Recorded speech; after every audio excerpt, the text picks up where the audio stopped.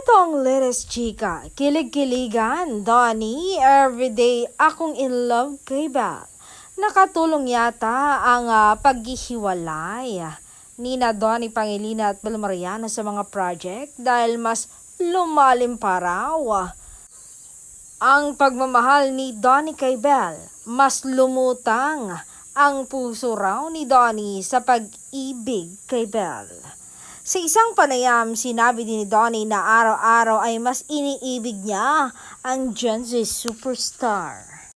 Bagamat trabaho ang mga ibang dahilan, kaya't nagkikita at nagkakasama sila, may mga pagkakataon raw na nai-inspire daw itong si Donnie sa mga nangyayari sa kanila ng kanyang ka-love team para mas lalong lumaki ang pagmamahal niya kay Belle. Sabi nga ng gwapong mati ni Idol, mas swerte sila ni Belle dahil bukod sa nakakasama nilang isa't isa sa mga romantic scenes, tunay nilang nararamdaman ang bawat eksena.